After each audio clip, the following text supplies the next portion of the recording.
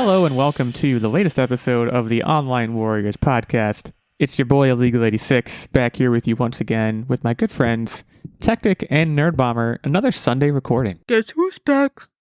We usually... Sorry. No, you're fine. We are back again.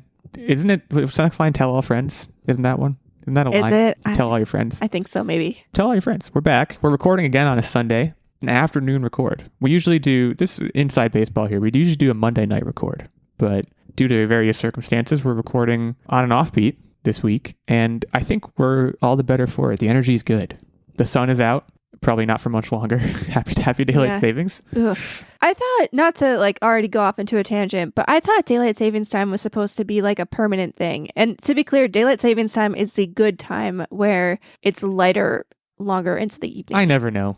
And I thought there was at least in the United States, there was talk of a bill being passed where daylight savings time would be permanent. What happened to that? First of all, we've talked about this. I guarantee you we've talked about this on the show before, because I think once a year, two things happen. One, legislation is announced that they're we're finally undoing daylight savings time, or whatever the bad one is. And then we hear about that and we talk about it on the show. Not as a main topic, but we talk about daylight savings and we talk about there being legislation, much like we are now. I want to get into politics to go down as the man who saved daylight. That would be a good legacy. I don't think a lot of current politicians are thinking that way, but I think it's good that you are. I think. Well, they say that daylight savings time and the time change actually results in a bunch of health. What's the opposite of benefits? As you can tell, daylight savings time has scrambled my brain. Drawbacks. Yes, thank you. Drawbacks. There are more accidents. There are more heart attacks. There are there's a bunch of random health impacts of the daylight savings time change. Isn't it? Do we know? Do we know why? Is it because of farmers, or is it because of commerce? I thought it was something to do with farmers, and then at one point there was something to do with school. Either way, I feel we're far enough into are we in the 21st century where we should be able to figure these problems out without having to switch the time of day manually? What? How many clocks have you guys needed to reset today? I mean, none. Everything is automatic right now in our house, but your oven's automatic? Oh, hold on. Your oven is automatic? I don't know if that has had the time set in years. I think we just let it blink. Maybe I'm wrong. Techtic, do you set that? Wow. I don't think I've ever looked at the time. I fixed the microwave, and I look at both of them and I go, well, one of them's right. And then that's the level of caring I have. I shouldn't say we. I fixed ours this morning when I got up, but I did it in such a way where they're a minute off and they're right next to each other. And I looked at it and I was like, I could fix it, but I haven't had my coffee yet, and I'm just going to let it ride. So that's where we are currently. I'm gonna come out and make what I think is a controversial opinion. I don't have a huge problem with daylight savings. Nerdbomber, I know you do. You don't get depressed when it's dark in the evening. That's my biggest problem. I don't like the time change. Whatever. My biggest thing is having that hour of daylight in the evening on the drive home from work would be clutch. I just I think for me, I'm a big winter person. I love the winter season. I love the late fall season. This is my favorite time of year. So whenever daylight savings happens, I'm just I don't get gleeful, but I'm this is my favorite time of year. It's just one of the things that's emblematic of my favorite time of year. So, you're vaguely touching on where I stand on this. It depends on when in the winter we're at. So that oddball time between Halloween and before Christmas decorations come up, and then after Christmas decorations go down, and before March when it gets sunny again, those suck, okay? Because there is no amount of, I love winter that makes it fine. Because what makes the nighttime nice is all of the Christmas lights and the festivities. Once we're through that, nobody cares. Hey, Taylor Swift said I can keep the Christmas lights up through January. Yeah, that's not that late. I think I agree. The doldrum, that's the doldrum of the season is the January, February months. I don't think I am a night person or a nocturnal animal or anything like that. But you're the guy who gets up willfully at 6 o'clock on the weekends. So you're definitely not a night person. Yeah, but I don't know, just the darkness stuff, driving home from work in the dark, it doesn't bother me that much. I know that's a controversial take. I think that's a rare take. I'm hearing everyone complain about it now, and I get why. Also, speaking of Christmas decorations, and you said there's a nebulous time between when Halloween ends and Christmas decorations go up. I'm looking out my window right now, and my neighbor is literally putting his Christmas decorations up. Is that too early? I'm trying to give it at least another week and a half. I have put up string lights in my working office, and there you go. They're up, and that's how it's going to be. My wife and I plan to do it. So our schedule this year is a little bit wonky because we're actually going to be traveling for the holidays this year. So like as a result, there's an inclination to like kind of shift everything forward a week so you can enjoy, like we want to enjoy our decorated house for as long as we did last year. So like we will probably, I'll own this. We'll probably decorate our house next weekend. At the latest, the weekend after that. I fully approve of this plan. Some people would say that's too early. Yeah, that's why I said a week and a half, because we travel every Thanksgiving, and it's that exact philosophy. Yeah. I'm also like, I'm finding this year more so than other years, I got a lot of ducks in a row for like Christmas gifts I want to buy for people, but return windows, like I think they are technically open now, but they're like barely open. So I'm trying to hold off on buying stuff. Like I think a lot of places have a 60-day return window. So, and I'm trying to respect that in case people hate when I get them.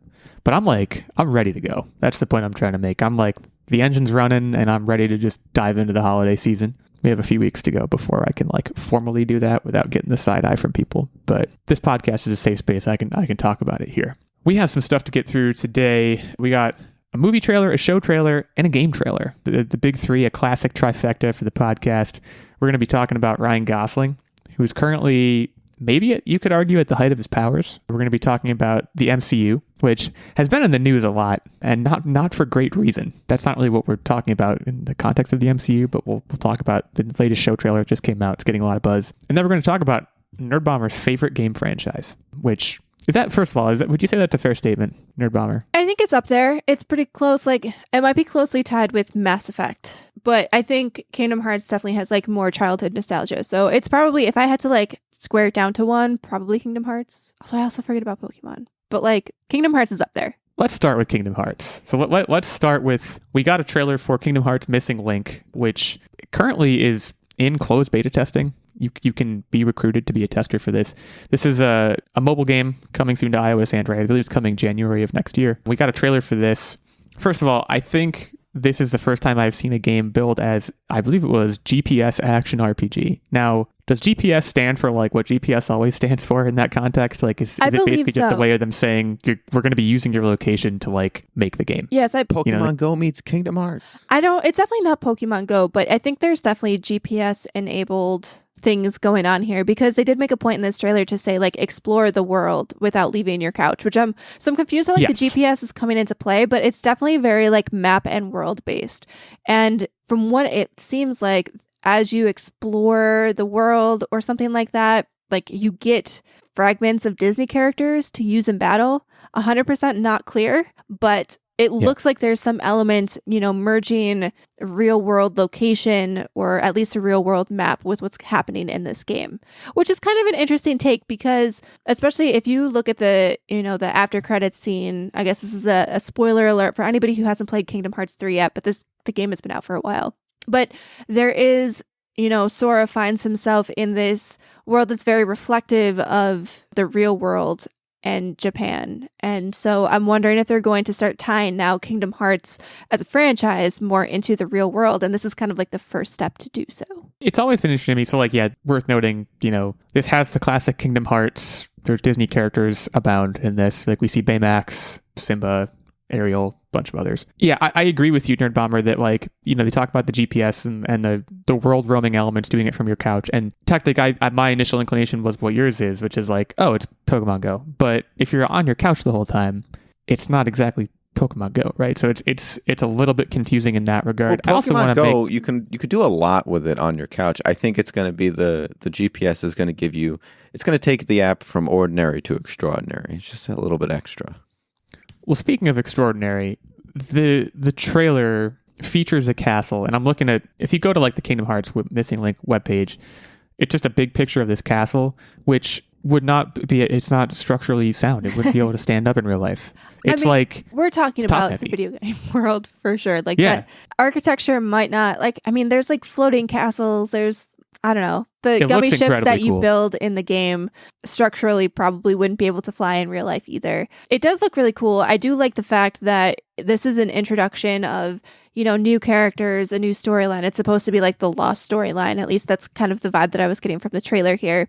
And I kind of like that because it's kind of Kingdom Hearts right now has a little bit of the Star Wars problem where everything, even, all of the random weird side DS games and mobile games, all eventually tie back into Sora's quest, as it kind of does, Right. like as it should, I guess.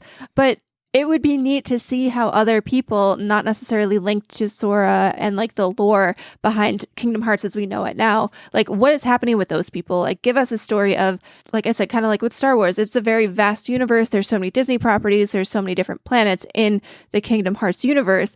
It's an interesting take to see people who aren't necessarily connected to the Sora story. I'm so glad that you said that. I couldn't agree more. This needs to be completely detached from the Kingdom Hearts chronology that we know and love. I'm tired of watching YouTube videos every time I pick up a new Kingdom Hearts where everybody's Xehanort or Sora. Yes. Give us characters who aren't Xehanort, give us characters who aren't Sora, give us just like a different story with the world of Kingdom Hearts and Disney characters. That is a very clutch thing. Like at first when I saw that they were going to introduce a new world and they didn't show Disney characters at first, I was like, oh no, they're going to de-Disney Kingdom Hearts as a franchise. Like at least these side games. And I'm really glad they didn't do that because that is, I think, what makes Kingdom Hearts stand out from, your Final Fantasies, because otherwise it just becomes another Final Fantasy game. I did not show up to the Kingdom Hearts franchise for Final Fantasy lore. I showed up for the Disney lore, and I think Disney needs to still continue to be a crucial part of this franchise moving forward. Using Star Wars as a touch point, yeah, I think that's a good comparison. But like, if that comparison falls all the way through, I wouldn't hold my breath about them like moving fully away from the Sora storyline. I don't know anything about Kingdom Hearts, but like they aren't. Like they already showed he's going to be coming back in the future of the games, like the next cycle of games. But at least having like a side game that isn't necessarily connected, it's kind of like what we wanted to see with the Disney Plus shows in the Star Wars universe. Like, give me an offshoot. We, for the most part, didn't get. Yeah, we haven't seen that. Like, it's that's my point. Is like Star Wars is like, this isn't going to be about the Skywalker saga. Anyways, here's Luke. It's like, no, I don't want. Like, I want like when Luke showed up on The Mandalorian. Like, yes, that was cool. It was a cool scene, but I was also like, come on.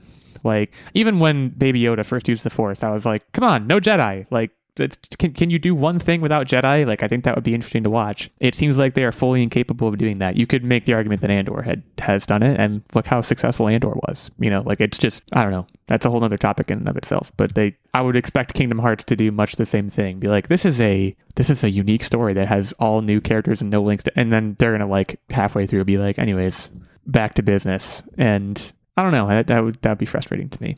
My mobile game experience is basically zero, given that I am not a Kingdom Hearts guy, clearly, if that wasn't already clear. Like, this isn't going to be where I get into mobile games, but Nerdbomber, I believe you have been a mobile game person to minimal extent at some point. Pokemon Go is like about the crux of it. I mean, I tried like stupid stuff, and if you play Clash of Clans, like, apologies in advance, but like that, like you have that Fallout game. There was like a Fallout thing that you were really into at one point.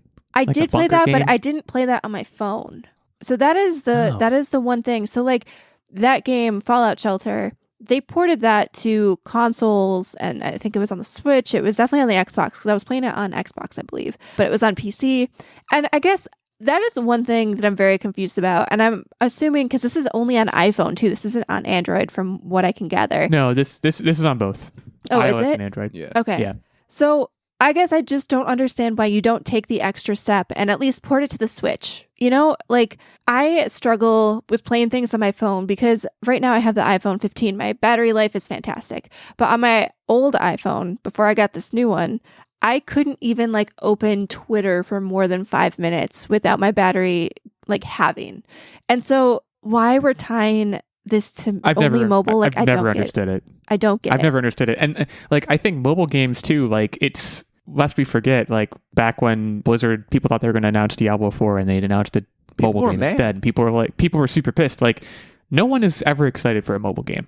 Like even, I think the most ardent Kingdom Hearts fans probably saw this and were like, I don't really care. Like they might play it, but they're not going to be excited about it. And I do wonder a lot about like, why are Square Enix's dev resources being poured into a mobile game?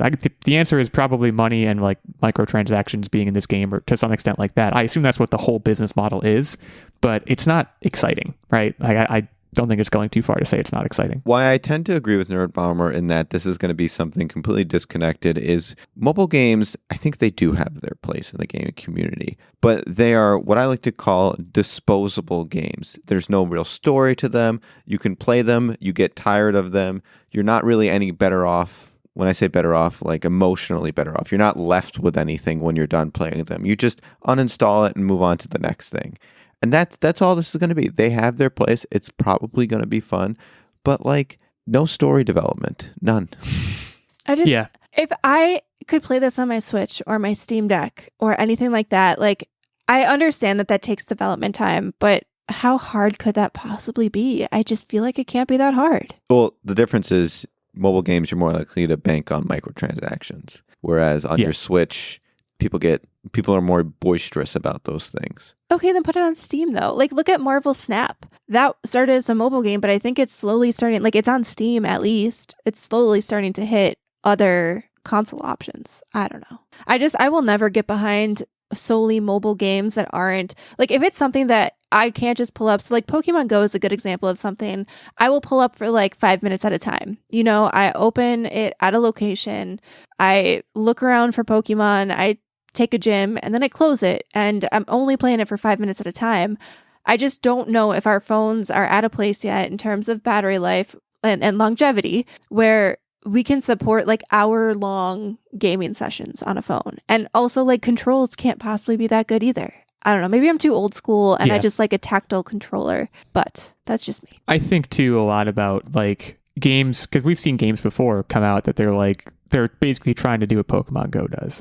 If I was a game developer, look, Pokemon Go is a huge success. It has staying power. People are still playing it everywhere. They got there first. They did an amazing job with it. And to be another developer and to come in and say we're going to do it better or even that much different, that feels a little bit like hubris to me. Did you know that the Harry Potter world did something shortly after Pokemon Go released theirs? Did you know that? I didn't know that. Exactly. No. Exactly. Like that's my point. Is like it almost feels like you're just kind of inject white noise into, an area of gaming where Pokemon Go is king and will always be king. I don't know. Maybe that's cynical of me, but it feels like quite a move to do that. So I'm definitely inclined to agree. I think to go the extra mile to port this to at least like the Switch or Steam or something, I think would have gone a long way. But that's not the way that they went. And instead, they have gone the way of putting it on Android and iOS in January of next year. Currently closed beta. They're accepting testers. They're recruiting testers until November 19th. So if you're interested, go check out the deets, kingdomhearts.com. So let's move from video games into television, and we'll finish off with movies. So Echo, if you're listening to this show, you've probably by now at least heard about this, because I know when the trailer dropped for this miniseries earlier this week, it made a lot of waves. I think I've seen a lot of comparisons to Andor in a sense. Like people think this could be the Marvel's Andor in terms of like shows that are actually successful, because I think it could be argued they haven't really had a show that's been super successful yet. It looks darker and grittier, and I think it's TVMA is what I believe. It is, because at the end of the trailer it says like, make sure you set your account to 18 plus or whatever. Yeah. I don't know. I believe this character was introduced in Hawkeye. So you guys, I think, already have some exposure to this character. Have you still not watched Hawkeye?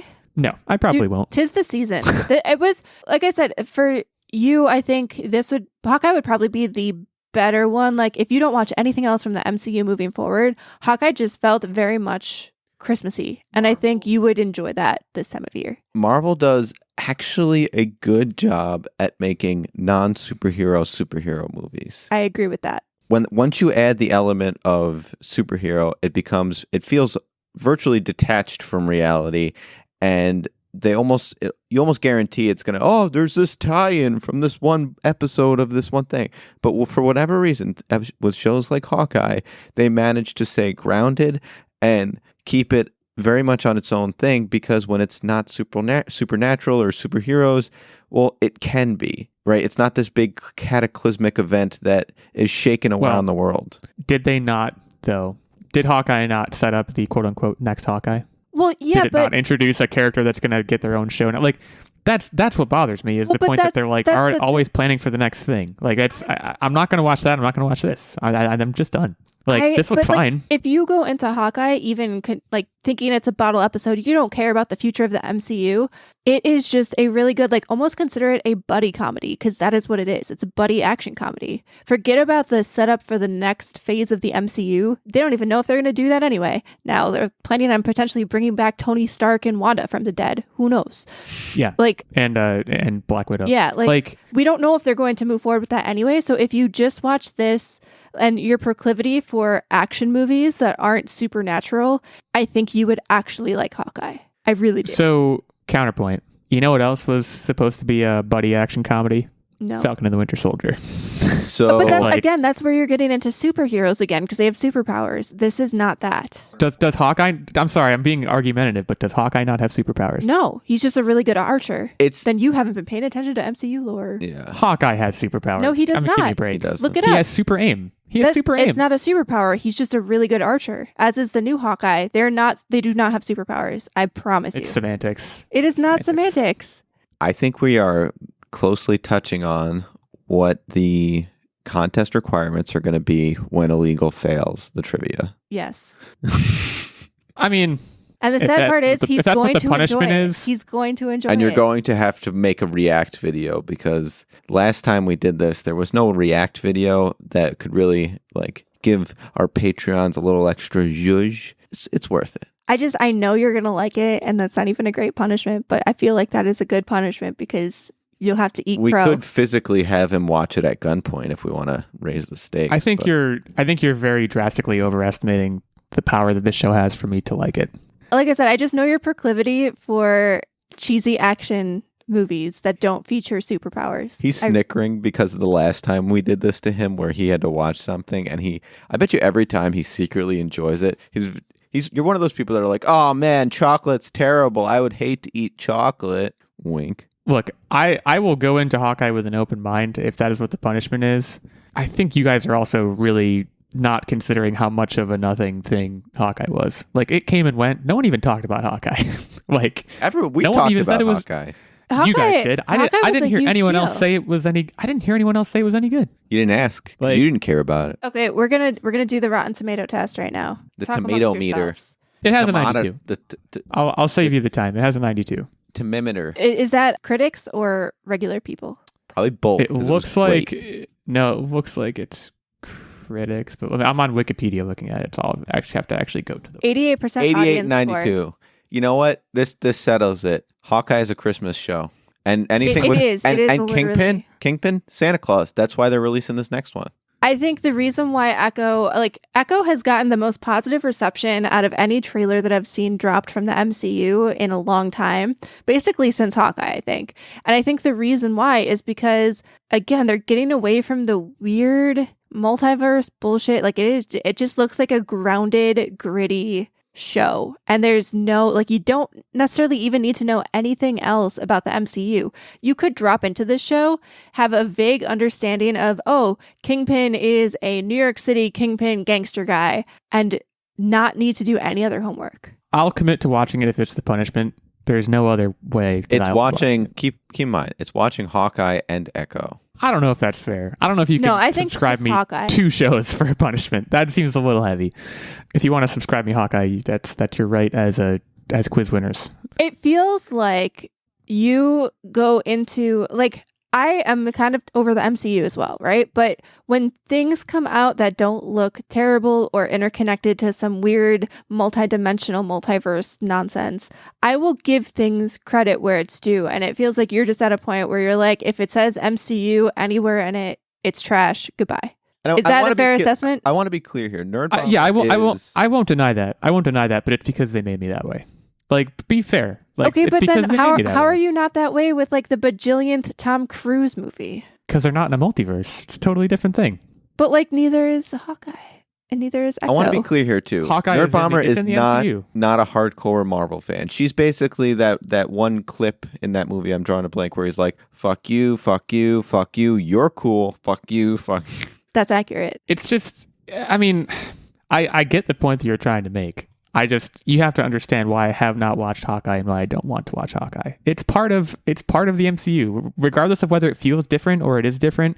It's part of the MCU. It has ties to other things. if I want out, like I cut ties very specifically with the MCU. It was a wholesale maneuver. Like it has that connective tissue. If it feels different and is different, that's to its credit. That's a good thing. But that's why I haven't watched it. Echo, getting back to the topic of this, like Echo looks to be, I think, trying to do the same sort of thing. I don't know much about her character's biography, but like it looks like she is, a very down to earth, gritty fighter. It looks like people are going to die in this. Like it looks pretty intense. People are excited about it.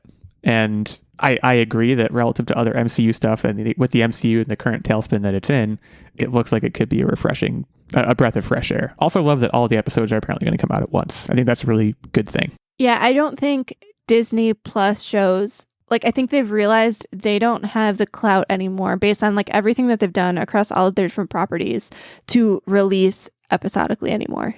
Like they have to kind of bank on binge watching because so far, regardless of what property it is, Disney Plus shows have not necessarily been good enough to keep you coming back week after week. Yeah, let me use a current example. I know you guys watched this. I think you liked it. Goosebumps. It's just not, first of all, it's not done yet as we record this. We are not fully caught up with it yet. If you're about to hate on Goosebumps, don't make me sad. I think we're out.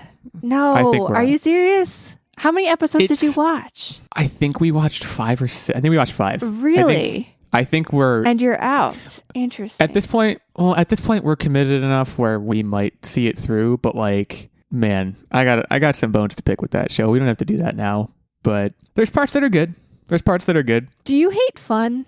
Like, do you turn your brain off? Do you look at things with too critical of an aspect where you can't enjoy them for what they are? It feels like you hate fun. Here's what the problem is with Goosebumps. Or maybe you could argue maybe it's what my problem is. When I hear that a show called Goosebumps is coming out and I watch it, my immediate inclination, and I think this is an inclination for a lot of people, is to draw a comparison with the old show. If you ask me right now, after watching 5 episodes, I think the old show is better in almost every respect. The only respect I think Justin Long is great. I think he's been the best part of it. I also want to specifically shout out the child acting in Goosebumps as being absolutely horrific. The main character in that show, I don't know what he did to get that part. I don't know what the guy's name is. I'm not going to put him on blast by name, but the football guy, you guys know who I'm talking about, right? He's probably the worst actor ever. Other people in it are great, but he takes me out of the show whenever he opens his mouth. I will say he doesn't get better. Might be a little harsh, but I think you are being a little harsh. I think have you watched the old Goosebumps lately? Probably within the last couple of years. I don't remember exactly when I did. One of the Halloweens recently, I watched a couple of episodes. The other thing, and I think another thing that makes the old one great is they're not, and this is kind of, again, a point with, I guess ties in a little bit with my feelings on the MCU. The old episodes of that show, there was an episode about the Haunted Mask, and it had a cast of characters, and they would get into some kind of hijinks related to the Haunted Mask. Then it would end. The next episode, different thing, all new people. It was almost like Black Mirror, and I think that made it way more compelling. This is like 5 spooky things are happening at once to 5 kids. Okay, it's so then you just got to keep going. It just keep going. It feels like it jumped the shark, but just keep going. It'll all make sense. I know what's coming. Well, I have a sense of what's coming. You don't know shit. I'm far enough in to have a pretty good idea of what's happening. I don't want to spoil anything for people who haven't watched it yet, but I don't know. I don't know if the bottle episode format of the old Goosebumps, along with the campiness that it had, would work for today. I think we're looking at it with rose-colored glasses because that was the TV show formula of the time. I don't think that would work today. And I think that they're doing a pretty decent job kind of dragging it into the 21st century for today's audiences. Well, so the other thing I will say about Goosebumps is that I'm definitely not the audience. The audience for Goosebumps is at least 10 years younger, probably 15 years younger. So that may be part of why I don't like it either. And that's obviously not the show's fault. But I don't know. It's just not for me. My wife and I might keep going, but after the last episode, we were just like, this is not any good anymore. I will say the first couple episodes, I was pretty into it. And then it might have been when we got to the worms. The worm episode was bad. I thought the worm episode was bad. I don't know. I just think I think there's so much better stuff out there. But that's, again, a side point here. Echo might be good. Echo looks like a relatively fast pitch for Disney Plus. I think people are very excited about it, and I understand why. It's not going to be something that I watch, but it's different, if nothing else. And as we've discussed, as I think we both agreed on, that's an important thing. don't think it's going to draw me back. But yeah, this is also, I believe, January of 2024. This is coming out. So that's going to be a big month for things we talk about when on the I show. keep seeing things that are going to be coming out in 2024, I'm like, oh wow, that's so long from now. And then I'm like, no, it's like 2 months from now. And I hate that. It does seem to be approaching more quickly than I would like. So yeah, Kingpin's coming back for this. It looks like Daredevil. I'm looking at like the cast on Wikipedia. It looks like Daredevil is back, which doesn't particularly surprise me. But yeah, that'll be in January. You should go watch the trailer if you haven't already. It looks, again, very, very grounded, very dark, very gritty, all of which I think are good things. So that brings us to the midpoint of the episode. We're going to take a short break now and come back to talk a little bit about Fall Guy. Not Fall Guys. Some people may make that mistake. Not the video game. Different thing. Before we take our break, though, I would be remiss if I did not shout out our fantastic Patreon producer, Mr. Steven Keller. Steven's been supporting us for quite a while now on the show. He listens to me hate on the MCU pretty regularly, I think. And as a reward for sitting through that, and for supporting us, he gets a number of perks. Of course, access to the monthly secret segment and the vlog, input into the weekly game segment, the occasional guest spot on the show, and of course his producer shout out every episode. He gets all these things as a result of his support at the highest of our 3 levels of support on Patreon. That is the night level.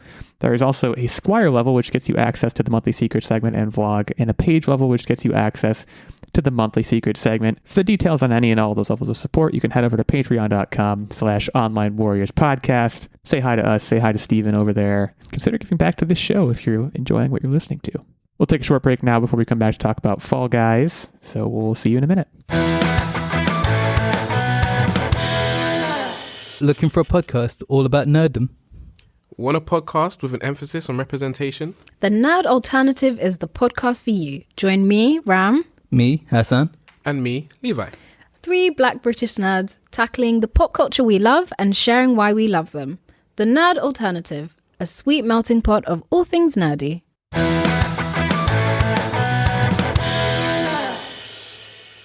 All right, The Fall Guy, 2024 again. March 2024 this is coming out, so actually still kind of a little bit far away. It's not like January like the other 2 things we talked about, but we got a trailer for this movie this past week. Ryan Gosling kind of headlining this movie along with Emily Blunt, Aaron Taylor-Johnson, Winston Duke. Apparently Hannah Waddingham is in this, according to Google. I don't think I saw her in the trailer at any point, but maybe I missed her. This is ostensibly about a stuntman who has to save the main actor in the movie he's stunting for from some sort of danger.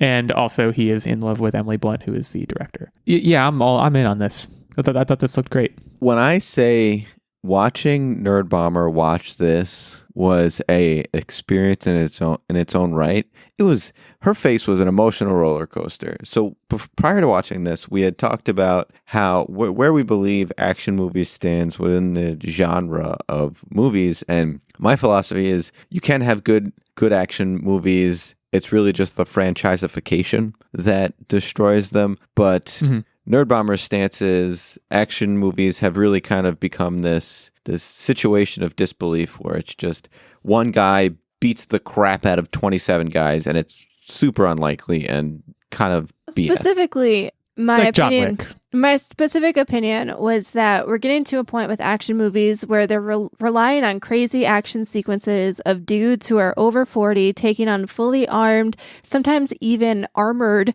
dudes, like 1v20, and somehow winning with no really good writing or character development.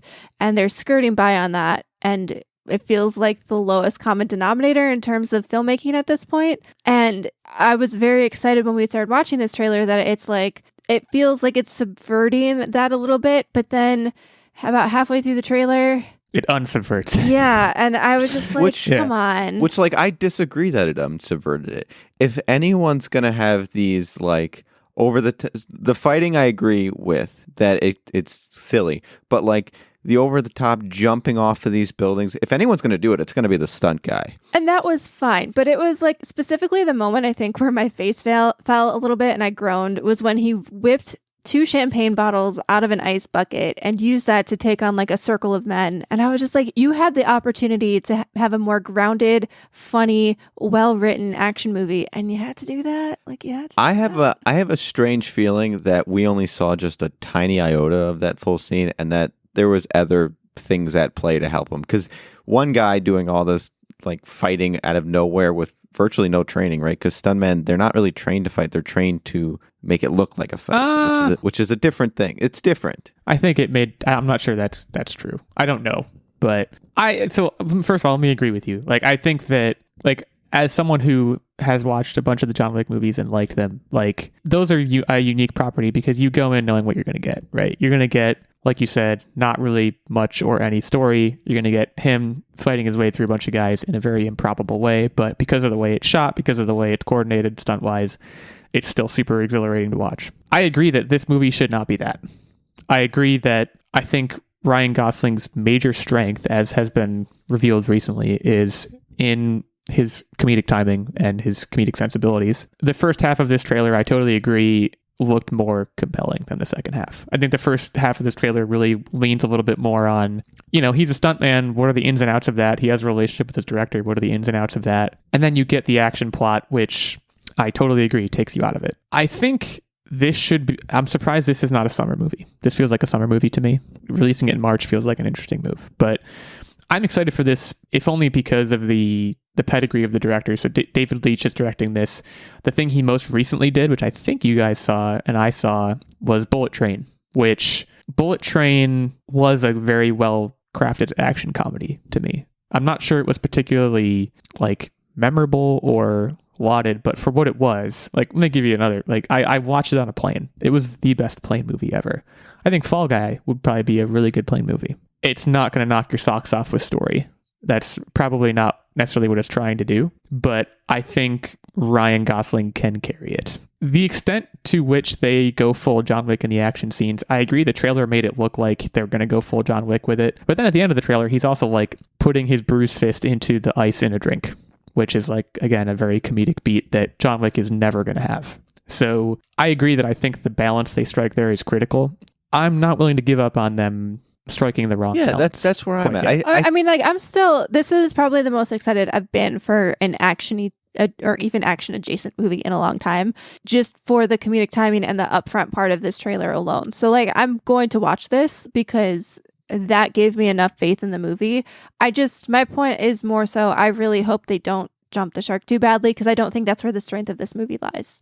Yeah, I can definitely get behind that. Like, this is not, it should not try to be a John Wick. It shouldn't even try to be like a Mission Impossible. It should more so be a Bullet Train, or even, like, I guess The Nice Guys wasn't exactly this kind of movie, but, like, The Nice Guys was a buddy cop action comedy with Ryan Gosling, where, like, people still to this day are talking about that movie, and it came out in, like, 2017, but they talk about it constantly as, like, a very underrated action comedy movie. If this can be half of that movie, it's going to be a huge success. I think you nailed exactly what it should be. A fun summer blockbuster. Yeah, like I said, March seems really weird, but it's possible this got shuffled around because of COVID. Like, we're still seeing the ripples of that. It could have been shuffled around because of all the strikes. Who even knows? But another movie that David Leitch directed was Hobbs and Shaw, which that movie was ridiculous, but it was also super fun. I guess, like, I think I'm very willing to believe in the people in this movie to make it more than anything a fun movie, and like not take itself too seriously, especially if they get into those John Wick like action scenes. If you don't take yourself seriously during those scenes, they fall apart. John Wick is, again, very unique because during those scenes where he's shooting 20 guys, you're watching going, this is ridiculous, but there's so much buy-in from Keanu Reeves and the people making that movie as taking it seriously that it somehow just, like, transcends that, and if only because of the execution, is really fun to watch. But yeah, this movie should not try to be that. I don't think it's going to be. See, it's funny. I think we are definitely buzzkills for different types of things, because, like, you're over here like, Goosebumps is not for me, MCU, immediate no, and I'm just like, this action movie required me to suspend disbelief, immediately no. But I don't think I'm the target audience. And, like, at risk of potentially starting an online discourse I don't want to necessarily start, I don't know if most action movies are made for women. I don't. I think they are very, very much so, like, is true. Power fantasy feels a little bit too harsh of a term, but a lot of them feel like men power fantasies, and that doesn't hit with me, and it's so tough. Well, I think you nailed it too when you said before, like, so many action movies nowadays are like a guy who's like 50 beating up a ton of fellas, and then, like, going to get his hot smoking like, who's 18-year-old 20. Yeah, she's like 20 years younger than he is. It's like, Yeah, you can pretty easily see the transparency in that and see that it's like some kind of weird wish fulfillment, right? Like I do think that most action movies you are probably not the target audience for it. There are exceptions to that rule, of course. I'm not even saying that this is one of them, but I think it's totally reasonable take is like, are you the target audience for this? To at least wonder, I think, is a reasonable take. I think this movie, like I said, the first half of it really got me because it seemed like there was actually some like story development and character development happening. So like I'm going to watch this because, like I said, I think this feels like it will offer me more than your standard action movie. Yeah, it's going to live and die by Gosling, what Gosling does in it, you know. And if you're going to bet on anyone right now, bet on Gosling. He's maybe the guy. So yeah, I think this could really be something. We'll know March 1st of 2024. Also, this is based on a TV show from the 1980s, which interesting. I've never once heard of it, but maybe someone out there has. Let us know what you thought of this trailer, any of the trailers we talked about before. At @OW86 is my handle on Twitter /X. We also have @OW Techtic, @OW Nerdbomber, and our main show account @Online Warriors 1. Let's have a conversation about the Fall Guy, about Echo, about Kingdom Hearts Missing Link, about anything you really want. You know, we're available. But now let's move into one of my favorite parts of the show, What Are You Up To Wednesday, where we talk about what each and every one of us has been up to for the past week. I'm going to kick us off here just because I think mine's going to be kind of short. A whole lot of my free time has been spent playing Alan Wake Remastered. I've talked about this on the show before, so I won't belabor the point. I think most of what I've said before about the game kind of still hold true. At this point, various metrics lead me to believe I'm about 2/3 of the way through, so I'm getting towards the end. It has not at all deterred me from going and getting Alan Wake 2. I don't know when I'm going to do it, but I know I'm going to play it at some point. This game, it's very story-driven. The story is very good. The remaster is very choppy. The cutscenes are, in particular, like they're remastered, but the character animations were not remastered at all. So it looks a little bit like a, Xbox 360 era game at a lot of points, which is not the worst thing. The combat, I will say, as I get this far, the combat remains satisfying, and I think the difficulty level which is one of the most important things in this kind of game, is very well dialed in, where I am feeling the strain at certain points. I do, take a death occasionally, but I'm not getting overly frustrated when I have to replay a single scene from it a few times. The combat does have the tendency / danger to get a little bit repetitive. They will sprinkle little new things in, I think, at the right times to keep it a little bit fresh, but because of how rudimentary the combat system is just by design, it occasionally does start to fall a little bit flat and feel a little bit stale, but then the story tends to pick it back up. So I'm rounding the final bend on that. I probably will finish it this week, at which point I don't know what's next for me video game wise. But yeah, the main thing I wanted to mention is that I've really been enjoying that. Would you pick up Alan Wake 2 next? Would you just roll right into it? Alan 2 Wake. No, mostly because I'm cheap though, because that's it's still a $70 situation, and also could be a Christmas gift situation. I'm not feeling. Don't get me wrong, I'm really enjoying Alan Wake, but I'm also not going to be super desperate to pick up Alan Wake 2 when I'm done. If only because I might also want a change of pace in some way. You know what I hear is a really good offering that I know you have in your backlog because somebody let you borrow it. Yeah, God of War. Yeah, that's definitely in the hierarchy at this point. I almost picked that up right before Alan Wake went on sale. Then Alan Wake went on sale. Oh, I'm so excited! I'm dancing in my seat. You'll love it if you play it. So be on the lookout for that. But yeah, otherwise not a whole lot going on with me, to be honest. It's been super nice. I slept in today, and with daylight savings, that was a double sleep in. Ooh. So, yeah. Good times. Yeah, Nerdbomber, why don't you continue on for us? So I'm still continuing to play Starfield, which I've finished an entire faction quest line. I've still kind of more or less abandoned the main storyline at the moment, and I really dug deep. There's multiple different governments and factions in the game, and each of them have their own kind of quest line that you can follow that isn't necessarily related to their government, but just is an interesting storyline. And the one that I'm was working on, I actually just finished it last night, had to do with these alien species that take out entire cities, colonies, planets worth of people, and had to figure out, where they were coming from, how we can stop them scientifically, all that kind of good stuff, and just got really drawn into it. So so far I'm enjoying that. I know like I said, I think I mentioned this before, some people are complaining about the writing. I haven't really noticed. Like, it's very standard RPG writing fare. I don't know exactly what people are expecting. This feels very Fallout-esque. I mean, I don't know. I'm having a good time figuring out the shipbuilder, wasting a lot of time in the shipbuilder. I don't know. So far, I think I've put it's not wasted time if you're enjoying it. Yeah. You know? I put, I think, like 24 hours into the game. Like, it's something that I pick up, and I don't even necessarily know if I'm doing anything specifically. Like, there's a lot of times where I'm just bopping around a planet, and then I'll look up and like a few hours have passed. I'm like, oh, okay. But I do have to give another major shout out to the Steam Deck and Xbox Cloud Gaming, because the experience on Steam Deck and cloud gaming is chef's kiss, phenomenal. I've not really had any issues. It feels like I'm playing on my standard console. It's in the palm of my hand. So good experience overall. And then I finished a book called The Book of Longings by Sue Monk Kidd. Might not be everybody's cup of tea, especially like it is a historical book surrounding the fictional wife of Jesus. So like, depending on where you fall on the political spectrum, what your beliefs are, like it might not be your cup of tea, but even just from like a historical perspective, it was just a very interesting read. I enjoyed it quite a lot. So that, especially as we're like nearing the holidays, it felt very fitting. I've had it on my bookshelf for a while because I think it came out a few years ago, and I've had it sitting around because Sue Monk Kidd wrote The Secret Life of Bees as well, which was a phenomenon a while back. So it had been on my to be read pile, and I finally read it. So that was the thing that I did. Cheers. Yeah, it's almost holiday reading season. Mm-hmm. Hype for your boy. Yep. Cool. Tactic, do you want to round us out here? Absolutely. So I have been living my best life. Those of you who listen to the show, you know we have just had plans every weekend. It's been exhausting.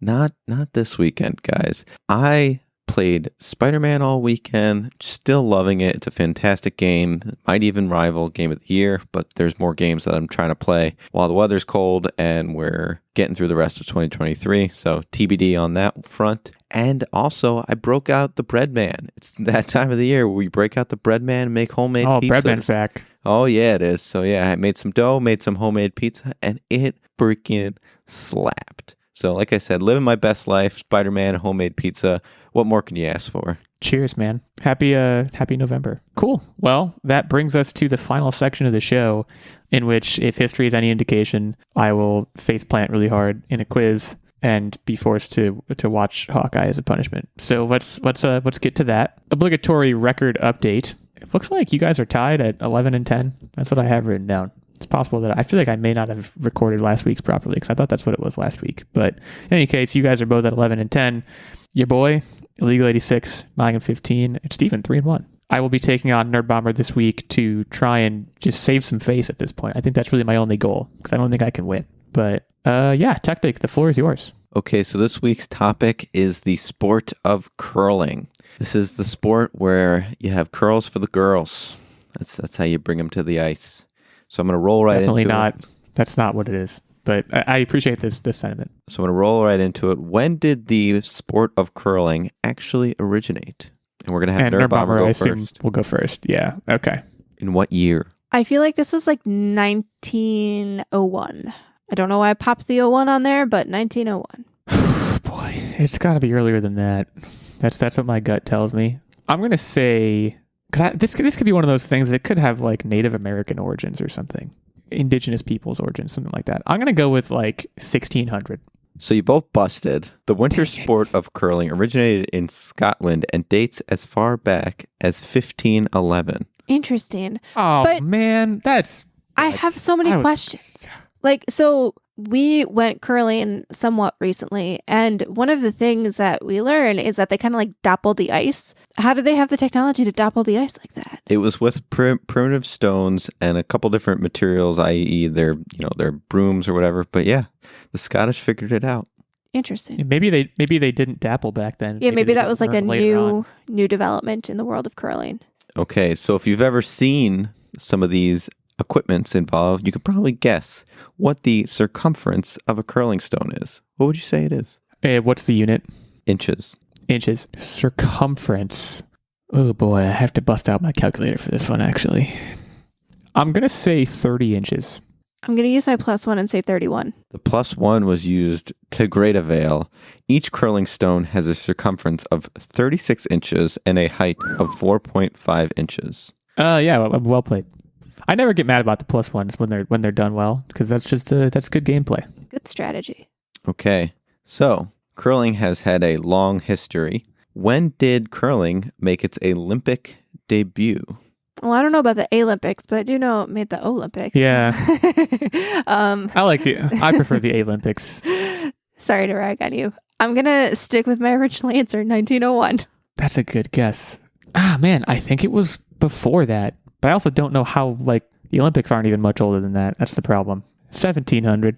So Nerdbomber takes this one. You should have used your +1 here. Whatever.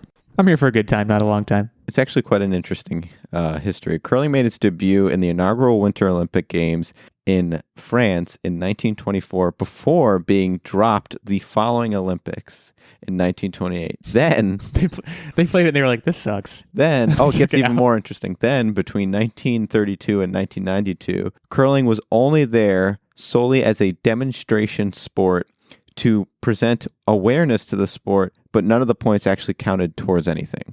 Oh, like exhibition. That's really interesting. You're right. Okay. Okay. Well, I'll take the loss. Well, I guess I still have a chance, but yeah, it's only 2-0. If she gets this one, you lose. The sport has had scandals such as Broomgate. An efficient new broom was developed, the ice pad broom, that made it much easier to manipulate the ice. In what year was it ultimately banned? Recent development for sure. If only because it was called Broomgate. It has to have been in the last 10 years. 2015. I feel like this is a trick question and it was banned in 2023. So Illeagle holds on. Okay. It was, that was very banned bold. For the 2015-2016 season, and new guidelines have then further been published since this banning. So nothing I said would have mattered anyway. Yeah, I nailed it. All right, so it's Hit the 1-2. We can tie it all the up. Target thingy. Yeah, this is huge. What is the upper end salary for professional curlers? I feel like they don't make anything. I'm trying to think of what I know of, AAA baseball, lacrosse, NLL lacrosse. And I figure they probably don't even make that much. Because curling, I don't think, I'm trying to think of what even bowlers might make, because it's not their full-time job. I think they're just really good at it and they do it on the side.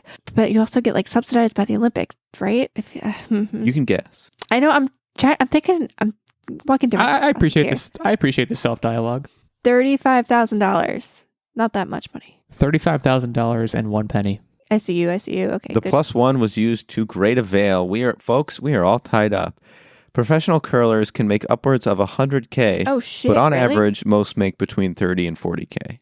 Okay, so I was at least in the ballpark. Look at me On go. the average, the answer was the upper end. Well, But even so you still, were right in there. Yeah, we were right in there. Game respect game. This is the first text-in we've had to do in a long time, but I'm here for it. Okay, so we're gonna have the text-in tie breaker. How much does a curling stone weigh in pounds? I love this question. Text will be coming in shortly. My answer's been submitted. Okay, so Nerdbomber takes it home. Rats. The answer is 42 pounds. Illeagle guessed 16, and Nerdbomber guessed 30.